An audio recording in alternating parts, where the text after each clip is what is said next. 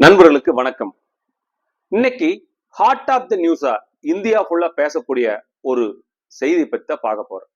வெற்றியுடன் தன் ஆட்டத்தை ஆரம்பித்த பாஜக எதிர்கட்சிகளுக்கு அதிர்ச்சி வைத்தியம் கொடுத்து தன்னுடைய தொண்டர்களுக்கு மகிழ்ச்சியை கொடுத்து முதல் வெற்றி பயணத்தை ஆரம்பிச்சிருக்கிறது பாஜக. என்ன விஷயம் அப்படின்னாங்க, குஜராத்தில் இருக்கக்கூடிய சூரத், அங்க பாஜக வேட்பாளரை எதிர்ப்பதற்கே போட்டியாளர் இல்லாம ஜெயிச்சிருக்கிறாங்க. இந்த விஷயம்தான் இன்னைக்கு பரபரப்பா எல்லாத்தினாலையும் பேசப்படக்கூடிய ஒரு மிக முக்கியமான நியூஸ். வணக்கம் நண்பர்களே. நல்லவர் லட்சியம் வெல்வது நிச்சயம்.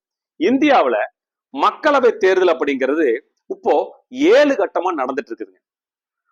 19ஆம் தேதி தமிழ்நாட்டுல நடந்து முடிஞ்ச எலெக்ஷன் மிக செவனே நடந்து முடிஞ்சது. அடுத்த கட்டமா மொத்தமா 543 தொகுதிகளுக்கும் இப்போ எலெக்ஷன் நடந்துட்டு இருக்கு.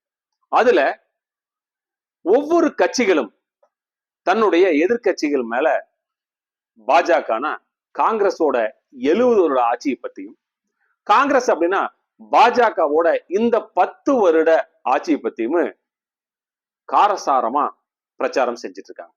அதுல மிக முக்கியமான விஷயம் என்ன அப்படின்னா, இந்த குஜராத்ல சூரத்ல எப்படி பாஜக வேட்பாளர் போட்டியே இல்லாம ஜெயிச்சார் அப்படிங்கிறது மிக முக்கியமான விஷயம். சூரத்ல பாஜக வேட்பாளராக முகேஷ் ஜலால் வேட்புமனு தாக்கல் பண்றாரு. காங்கிரஸ் சார்பா நிலேஷ் கும்பானி, அதுபோல பகுஜன் சமாஜ் கட்சியும் வேட்புமனு தாக்கல் பண்றாங்க. அதுபோக சுயாட்சிகள் ஒரு 8 பேரு அங்க வேட்புமனுவை தாக்கல் பண்றாங்க. எப்போ? ஏப்ரல் 12ஆம் தேதியிலிருந்து ஏப்ரல் 19ஆம் தேதி வரைக்கும் வேட்புமனுவை தாக்கல் பண்றாங்க.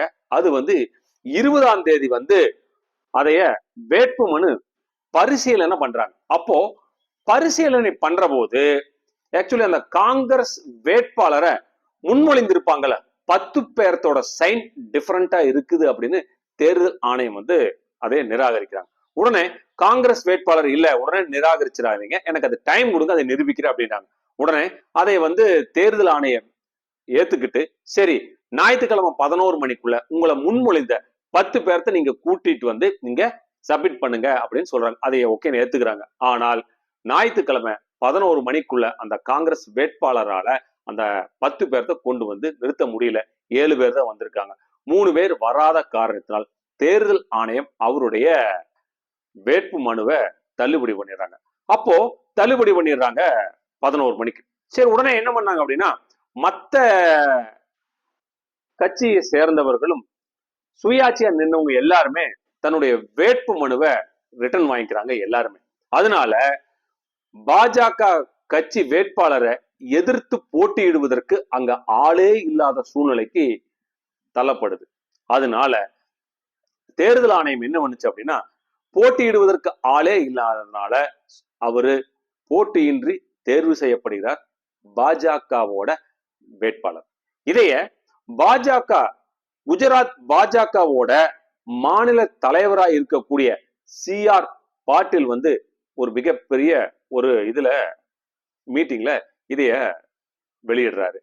இதற்கு முன்னாலேயே நேரோட் பாத்தீங்கன்னா அருணாச்சல பிரதேசத்துல அங்க இருக்கக்கூடிய முதலமைச்சர் கூட சேர்ந்து 6 பேரு போட்டி இல்லாம பாஜகவுக்கு தேர்வு செய்யப்பட்டிருக்காங்க அப்படிங்கிறது இன்னொரு மிக முக்கியமான விஷயம். இது எல்லாமே இப்படி போயிட்டு இருக்கிறது. வரக்கூடிய ஜூன் 4ஆம் தேதி எந்தெந்த கட்சிகள் எந்த அளவுக்கு தன்னுடைய வெற்றியை பதிவு செஞ்சிருக்காங்க அப்படிங்கிறத நாம பார்க்கலாங்க.